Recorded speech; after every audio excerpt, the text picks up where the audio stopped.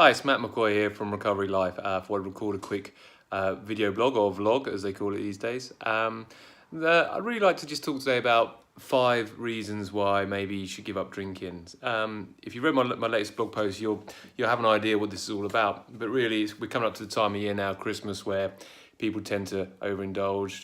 Their drinking can take on a new dimension. So it's worth remembering some of the reasons why perhaps we should be thinking of giving up drinking, and why wait till the new year to do that. So I could literally think of hundreds of reasons, or certainly some really good reasons why drinking's not a good idea. Certainly for me and for my life, I'm an alcoholic, I'm in recovery, and I'm grateful for that. It took away everything I had, really, both material possessions, but also through to my kind of soul and my sanity in some ways. So in an effort to resonate with people that maybe haven't found recovery yet, or they're not really sure whether they've got a drinking problem or not, but they do want to cut down, I've just picked 5 of the reasons that I think may strike a chord. So first of all, financial. It's crazy. Obviously, I don't drink, so I don't go to the pub and buy alcoholic drinks, but I do know from friends that these days you're looking at maybe £7, £8, £9 for a glass of wine, which used to be my drink of choice. £4 to £5 for a decent pint of lager.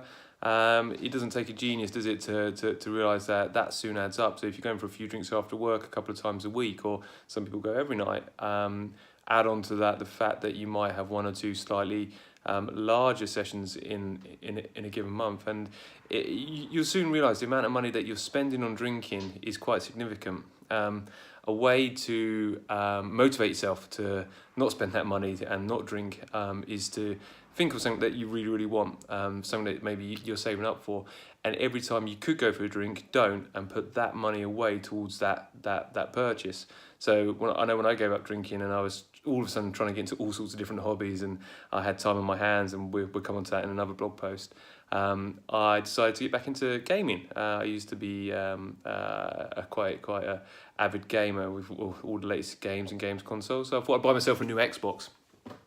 And it cost 200 and something pound, I can't remember now. And so what I did is literally every day I worked out how much I would have spent on my wine or my different drinks that day, and I just put that into a jar, and thought I'd save up over a period of time.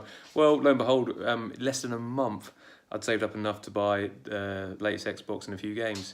And it really shocked me, even though at that point I was sober and I was well aware of the damage drink had done. I was well aware of what it had taken from me from a spiritual point of view. It really hit home how much financially I'd invested into drinking. And that's money that you could save. I think the next thing I'd say is sanity. When I say sanity, what I really mean is drink clouds our thought processes. It clouds and disrupts the neuro processes in our brain. Basically, it can make our life chaotic. We're certainly not in a good place to deal with life, and that affects our sanity. And it's a real downward spiral. The more that you drink, the more that you're not very optimal, the more that you make mistakes, the more you let people down, the more that weighs on you. So the more you drink again, and it's a really negative cycle that just needs to be broken. And it does weigh heavily on your sanity. And the number of people that I've met in my journey into recovery, or the number of people that I help that have actually spent time in some kind of psychiatric institution due to alcohol and or drugs, is staggering. So do it for the financial reason, of course, but also do it for your sanity. So then the third thing that I think is really important is your self-esteem.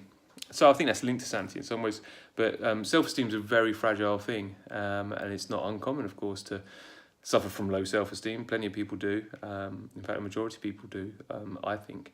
But what drinking does is it really takes that self-esteem down another level, because you become dependent on it. So you start to think in terms of you can't operate, you can't be functional, you can't be the best you can be without drinking it, and nothing could be further from the truth. But alcohol clouds that truth. So you drink more, you feel worse, your self-esteem goes down, and you soon start to feel like that you're not worthy, that you're not good enough, that you can't achieve the things in life that you want to achieve. And so your self-esteem goes down and down and down, and so you drink more and more and more. And again, it's just that negative cycle.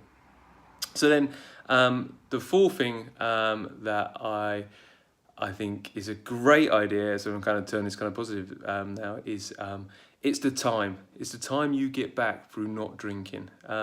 So I soon realised in my drinking days, or didn't soon realise actually, that's a lie. I realised far too late, but I realise now that in my non-drinking years that I'm in now, I've got so much more time to do things.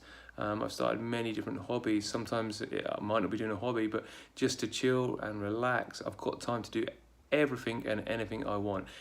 What I find now is my time is my own. So if I don't do something, that's my choice. If I want to do lots of things, that's my choice and I can do them. Whereas when I was drinking, I just didn't have any control of my time. I'd be rolling from work to home, to drinking, or drinking even at work, and time just went. I didn't have time for anything or anyone.